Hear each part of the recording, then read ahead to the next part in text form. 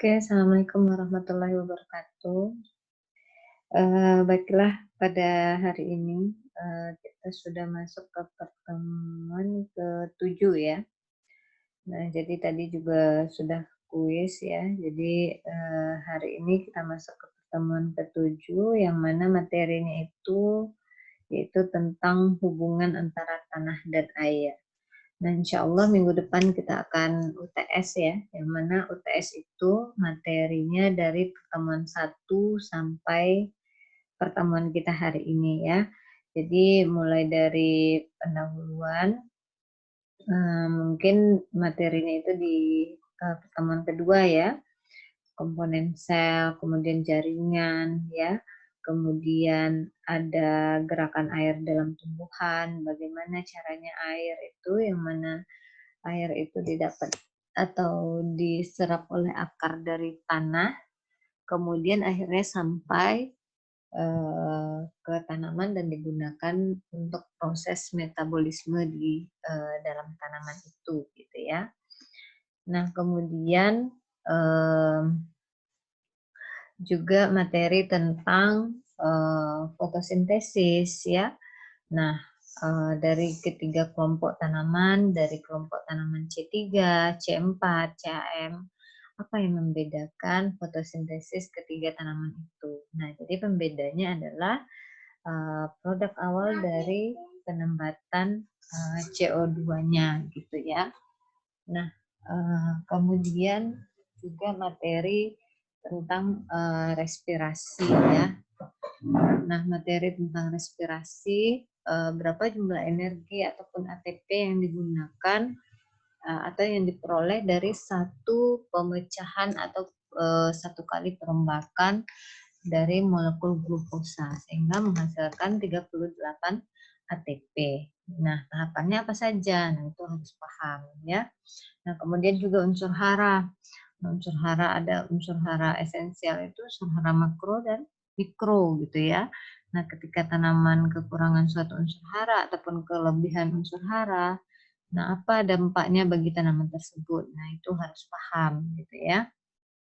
Nah, jadi jangan sampai nanti saat UTS, nah itu tidak bisa menjawab pertanyaan-pertanyaan tersebut gitu ya.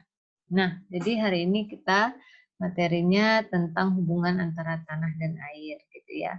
Nah, mungkin adik-adik juga sudah paham ya, tanah itu komponennya apa saja gitu ya. Nah, yang mana tanah ini kan digunakan oleh tanaman sebagai media atau tempat tumbuh gitu ya. Nah, jadi komponen tanah itu ada mineral tanah, kemudian ada bahan organik tanah ya, kemudian ada air dan juga larutan tanah, kemudian ada atmosfer tanah dan juga organisme tanah ya. Nah, ini komponen tanah itu mungkin ketika nih satu genggam tanah, nah misalnya itu terdapat apa saja gitu ya, atau komponen yang ada di dalam tanah itu apa saja gitu ya. Nah, adik-adik mungkin di dasar-dasar ilmu tanah mungkin ada tugas praktikum menyuruh atau meminta melihat komponen yang ada di dalam tanah atau pernah melihat struktur tanah gitu ya. Nah, yang mana ada padatan tanahnya, kemudian ada air tanahnya, kemudian ada udara tanahnya ya, kemudian pori-pori tanah ataupun matriks tanahnya. Nah, kemudian di dalam tanah itu juga terkadang ada akar tanaman gitu ya. Nah, kemudian ini adalah profil tanah ya. Nah, jadi profil tanah itu ada lapisan olahnya, kemudian ada lapisan olah dalamnya ya. Kita review sedikit ya materi dasar-dasar ilmu tanahnya ya. Nah, kemudian ada juga lapisan tanah bawah, kemudian ada juga batuan induknya gitu ya. Nah, kemudian mineral tanah tadi ya. Nah, jadi mineral tanah itu terjadi dari penghancuran batuan induk ya, yang mana itu terjadi akibat dari perubahan iklim ya, misalnya suhu yang tinggi ataupun rendah, kemudian hujan, kemudian akibat angin ya. Nah, kemudian juga akibat dari tumbuhan pionir ya, atau yang kita sebut juga dengan lumut kerak ya. Nah, kemudian akibat dari mekanik atau misalnya gesekan ataupun aktivitas manusia gitu ya. Nah, itu terjadinya mineral tanah karena penghancuran batuan induk akibat iklim tadi ya, kemudian tumbuhan gender dan juga mekanik. Nah, kemudian ada bahan organik tanah ya.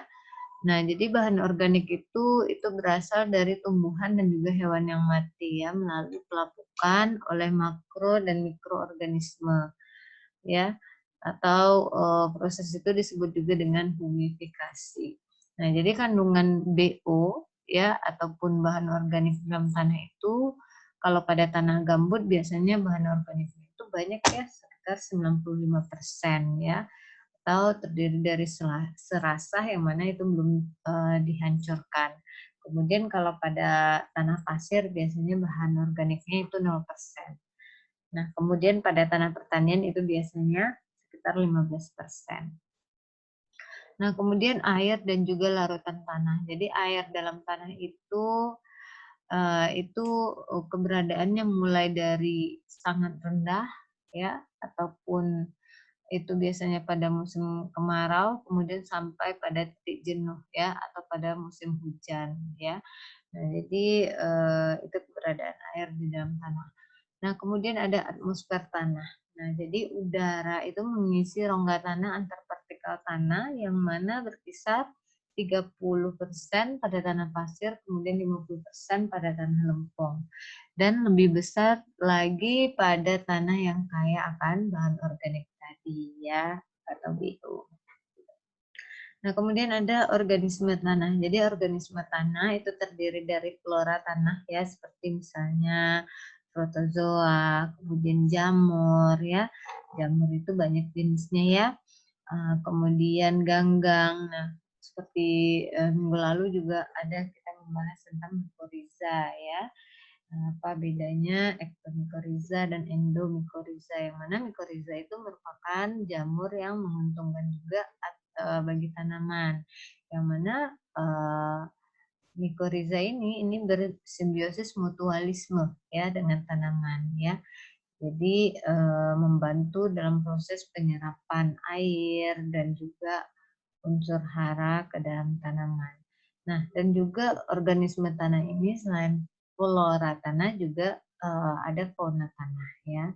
Nah, jadi fauna tanah itu ada makrofauna, kemudian mesofauna, kemudian ada mikrofauna ya. Nah, itu adalah organisme tanah. Jadi fauna tanah itu contohnya ada cacing, insekta, larva, nematoda ya. Kemudian juga hewan tingkat tinggi yang tinggal di dalam tanah. Nah, kemudian kalau secara fisik ya, kita bisa melihat misalnya menilai nih tingkat kesuburan suatu tanah itu kan bisa kita lihat secara fisik, kimiawi ya, kita analisis tanahnya itu kandungan unsur haranya ya. Kemudian kita juga bisa melihat komponen organisme yang ada di dalam tanah itu. Misalnya karena keragaman mesofauna di dalam tanah ataupun mikrofauna di dalam tanah. Nah, itu bisa kita lihat. Nah, itu juga bisa menentukan tingkat kesuburan di dalam tanah ya. Ataupun secara kimia ya. Secara kimia itu dengan melihat kandungan unsur hara yang ada di dalam tanah. Nah, misalnya kandungan NPK-nya itu kan makronya ya. Nah, NPK-nya berapa nih di tanah tersebut? Nah, itu bisa kita analisis unsur haranya. Nah, ataupun K-nya dan unsur hara lainnya ya. Nah, itu bisa kita lihat. Nah, tapi biasanya kalau pada anak agrotek ini umumnya mereka melakukan penelitian dengan menganalisis unsur hara makronya ya. Nah, biasanya itu kebanyakan ya menganalisis unsur hara makro, NPK-nya ya, CA-nya juga ada gitu ya. Tapi bukan berarti analisis unsur hara mikronya tidak dianalisis gitu ya. Ada juga yang melakukan penelitian itu. Nah, jadi itu juga salah satu cara ya bagaimana kita menentukan tingkat kesuburan pada suatu tanah ya, atau dengan melihat tekstur tanahnya, strukturnya ya. Nah, jadi ini secara fisik biasanya ya. Nah, jadi tekstur tanah, jadi partikel tanah berdasarkan USDA itu, jadi ada pasir, debu, dan juga liat. Nah, jadi kalau pasir itu ukuran diameternya sekitar 50 sampai 2000 mikromolar ya. Nah, jadi bentuk dasarnya itu seperti kubus ataupun bola. Nah, kemudian ada debu. Debu itu ukuran diameternya sekitar 2 sampai 50 mikromolar ya. Nah, kok mikromolar, mikrometer.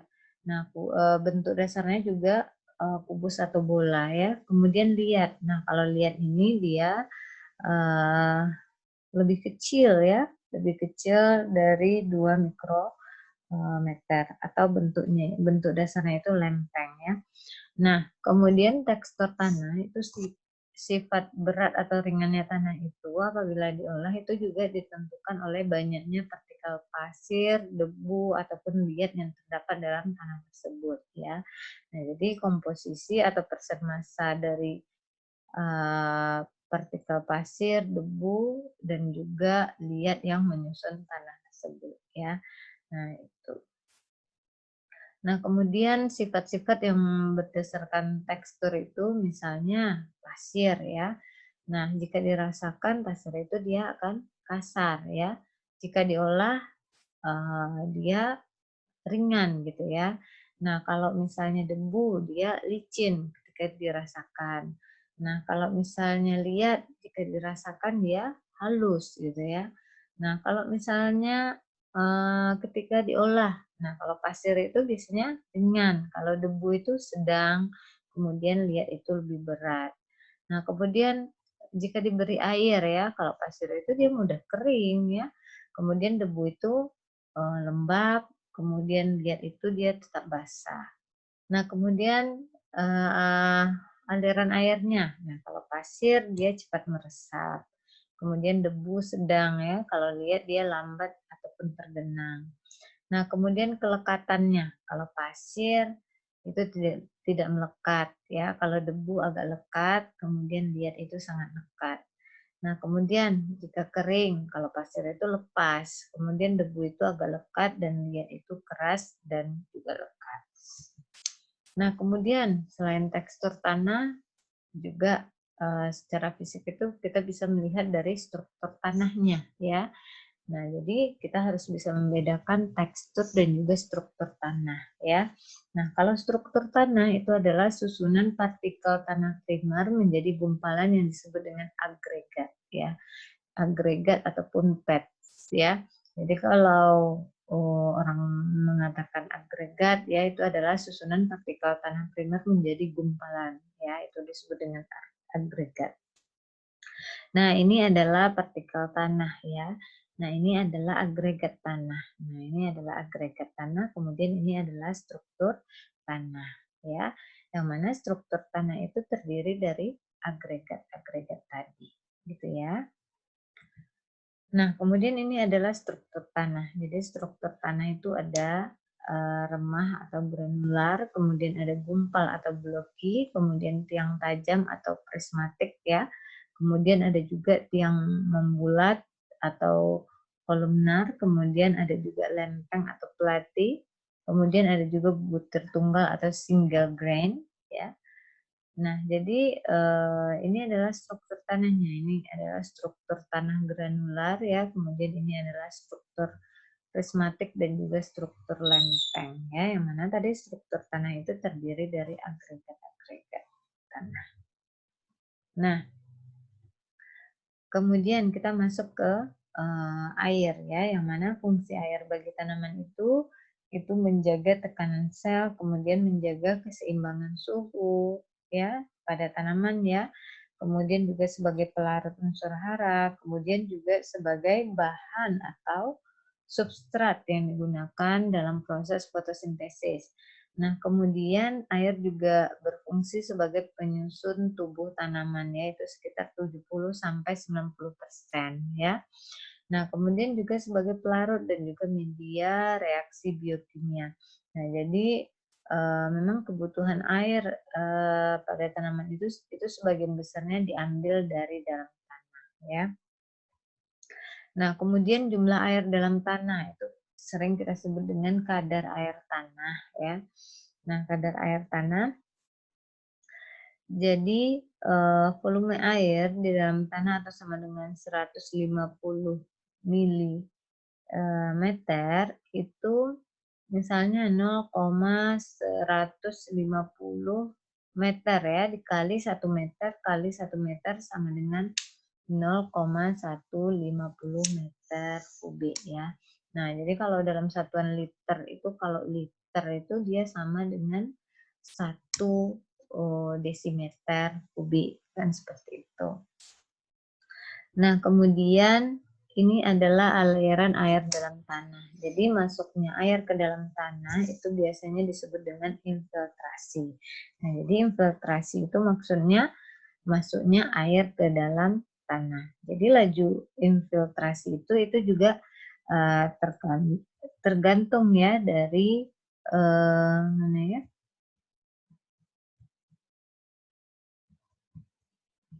Nah, jadi lajunya infiltrasi itu juga dipengaruhi ya oleh tekstur tanah ya. Nah, jadi misalnya pasir, lempung, liat, nah itu laju infiltrasinya itu juga akan berbeda. Nah, ini udah tadi. Nah, ini ya pengaruh struktur tanah. Nah, misalnya laju infiltrasinya dia akan semakin lambat ya. Nah, jadi laju infiltrasi ini tadi itu dipengaruhi juga oleh tekstur tanah. Misalnya ini pasir.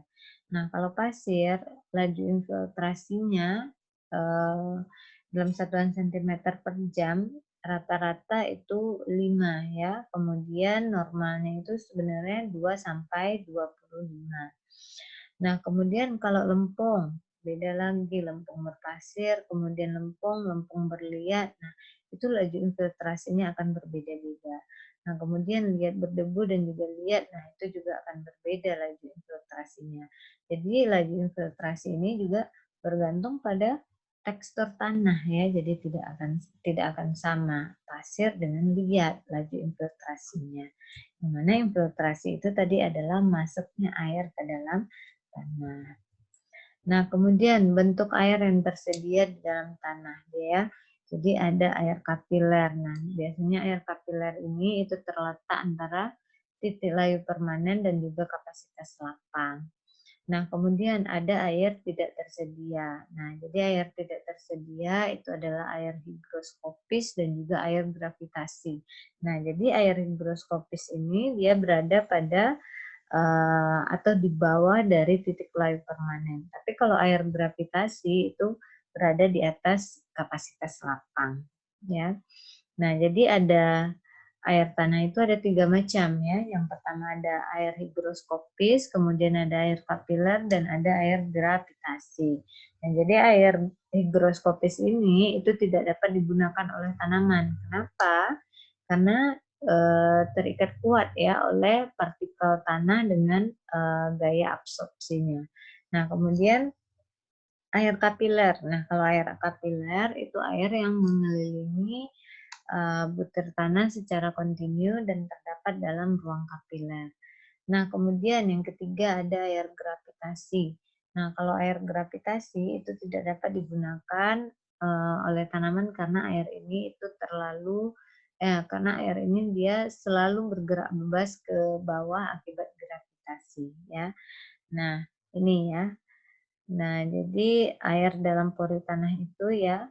Nah, ini pada titik layu permanen, ini pada kapasitas lapang, kemudian ini pada saturasinya.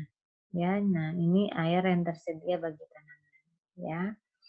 Nah, jadi air yang tersedia bagi tanaman itu ada saturasi atau jenuh, kemudian kapasitas lapang, kemudian pada titik layu permanen.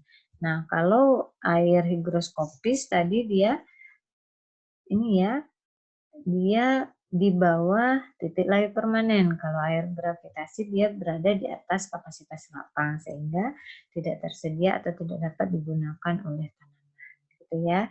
Nah, jadi ini yang tersedia atau yang dapat digunakan oleh tanaman ya, jenuh, kapasitas lapang dan juga titik layu permanen.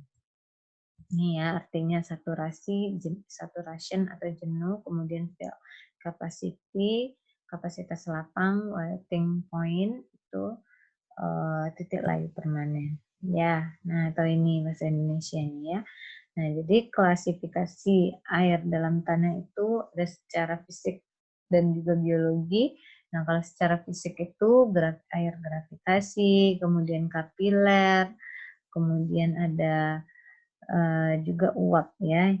Nah, kemudian kalau biologi itu ada air tidak tersedia, kemudian ada juga air tersedia. Nah, yang mana tadi tidak tersedia itu di atas kapasitas lapang dan juga di bawah titik layu permanen ya.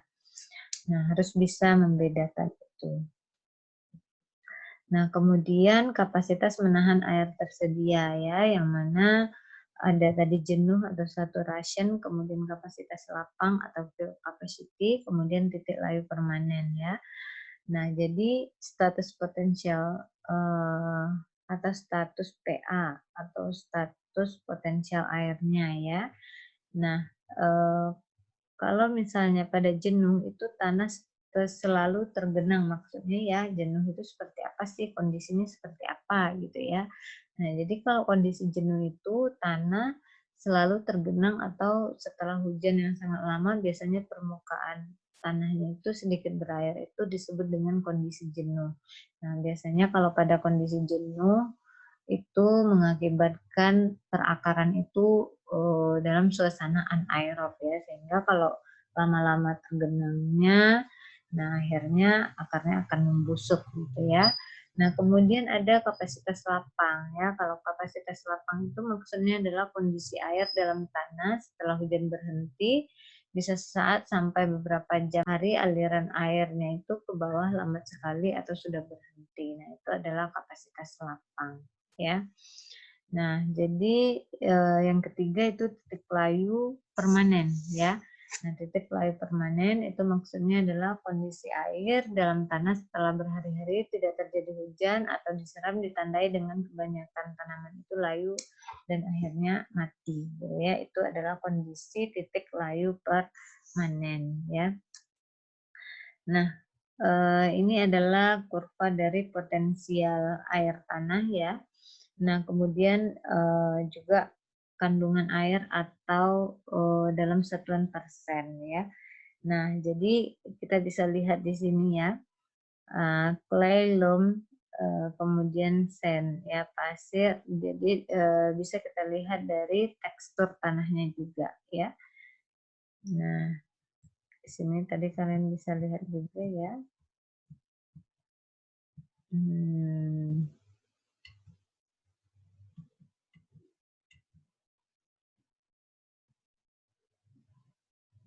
Ini tadi udah gue jelaskan belum ya? Oke, nah ini kalau misalnya tertinggal ya, jadi di dalam tanah itu tadi ada komponen tanahnya itu ya, hubungan antar komponen tanah itu yang mana terdiri dari 45% mineral, kemudian 25% udara, kemudian 25% air dan 5% bahan organik ya atau organik material ya. Nah, ini adalah komponen di dalam tanah. Nah,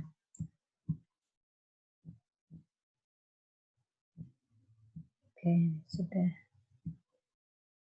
Nah, maksud dari potensial air tanah itu apa gitu ya. Nah, jadi maksud dari potensial air tanah itu tanah dengan tekstur berbeda memiliki kemampuan mengikat air yang berbeda pula sehingga akan berpengaruh pada potensial air tanah ya seperti ini.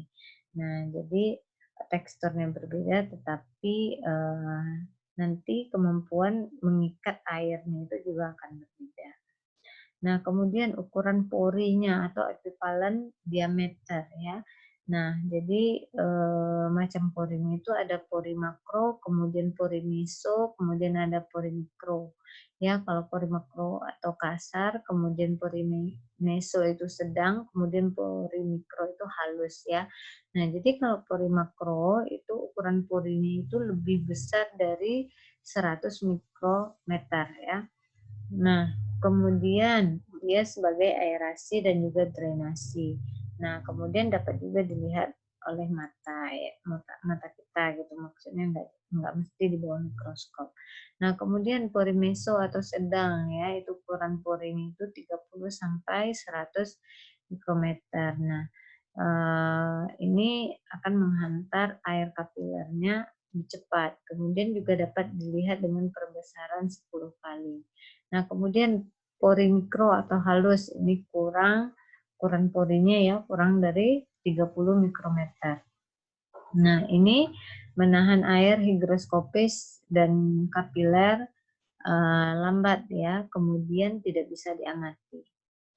Nah, kemudian ini adalah kapasitas menahan air yang tersedia, yang mana tadi ada air tersedia itu dalam status air tanahnya ada kondisi jenuh, kemudian kapasitas lapang dan juga titik layu permanen ya. Nah, jadi kalau status air tanahnya itu jenuh, pasir itu sekitar 39%. Nah, kemudian pada kondisi kapasitas lapang, pasir itu sekitar 10% ya. Kemudian titik layu permanen sekitar 4%. Nah, kalau lempung dalam kondisi jenuh itu kapasitas menahan airnya itu 50%. Nah, kemudian pada kapasitas lapang itu 38%, kemudian titik layu permanen itu 9%. Nah, kalau pada tanah liat ya, dalam kondisi jenuh itu kapasitas menahan air tersedianya itu 54%, kemudian kapasitas lapangnya 49%, kemudian titik layu permanennya itu 29% ya. Nah, jadi ini juga ada distribusi ruangan antar pori tanah ya, yang mana ruang pori itu ada pori total, kemudian ada pori makro ini air drainasi, kemudian atau air drainase, kemudian pori meso itu air tersedia, kemudian pori mikro itu adalah titik layu permanen. Nah, jadi pada pasir ya pori totalnya itu 39%, kemudian air drainase itu 29%, kemudian air tersedia 6%, kemudian titik layu permanen 4%. Nah, beda lagi dengan lempung dan juga liat. Nah, kalau liat pori totalnya itu 54%, kemudian pori makro itu 6%, kemudian pori meso itu 20%, kemudian pori mikro itu 29%. Nah, jadi air itu dia juga membatasi pertumbuhan ya. Nah, membatasi pertumbuhan itu maksudnya bagaimana? Jumlah air yang terlalu banyak itu nanti akan menyebabkan genangan pada perakaran tumbuhan ya. Nah, kemudian kalau airnya terlalu sedikit, nah itu juga akan menyebabkan cekaman kekeringan pada tanaman. Nah, kalau misalnya tanaman mengalami cekaman kekeringan, itu lama-kelamaan tanaman itu akan layu dan akhirnya akan mati ya. Nah, dan juga kalau tanaman itu mengalami cekaman kekeringan, itu proses metabolisme di dalam tubuhnya juga akan terganggu ya. Nah, kemudian dampaknya lagi juga sudah kita bahas di pertemuan keempat ya. Kalau misalnya kekeringan artinya kekurangan air ya. Kekurangan air itu juga akan menyebabkan tanaman layu dan juga menyebabkan stomata menutup. Kalau stomata menutup, akhirnya CO2 tidak bisa masuk ke dalam tanaman dan tidak bisa melakukan fotosintesis. Nah, itu juga dampaknya gitu ya. Nah, sehingga apa? Sehingga perlu upaya melakukan pengaturan lengas tanah ya supaya optimum. Nah, caranya bagaimana? Dengan cara membuat saluran drainase untuk mencegah terjadinya genangan dan membuat irigasi untuk mencegah terjadinya cekaman air ya. Nah, itu adalah upaya-upayanya supaya tidak terjadi genangan ketika air berlebih dan juga membuat irigasi supaya tidak atau mencegah terjadinya cekaman kekeringan pada tanaman ya. Nah, jadi air dan tanah itu sangat berpengaruh terhadap pertumbuhan tanaman ya. Nah, jadi masuknya air ke dalam tanah itu juga berpengaruh atau dipengaruhi juga oleh tekstur tanah tadi ya. Jadi pasir antara pasir liat kemudian lempung itu laju infiltrasinya itu juga akan berbeda ya. Laju infiltrasi itu maksudnya apa Bu? Lajunya masuknya air ke dalam tanah ya. Nah, itu akan berbeda tergantung dari tekstur tanah tersebut gitu ya. Nah, kalau misalnya lihat beda lagi, pasir beda lagi, lempung beda lagi gitu. Nah, kemudian apa?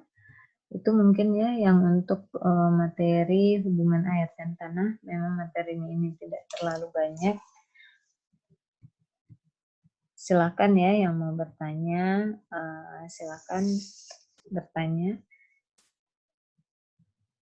Yang pasti poin yang harus diingat adalah tadi adalah air yang tersedia ya. Nah, ini apa sih bedanya antara air higroskopis, kemudian air kapiler, kemudian air gravitasi ya, harus paham membedakannya. Bahwa yang digunakan oleh tanaman itu adalah air kapiler. Kalau air higroskopis dan gravitasi itu tidak bisa digunakan oleh tanaman ya. Nah, kemudian ini juga harus paham ya istilah dari jenuh atau saturasi, kemudian kapasitas lapang, kemudian titik layu permanen. Mungkin itu saja ya untuk materi kita hari ini. Mohon maaf jika dalam penyampaian Ibu ada salah.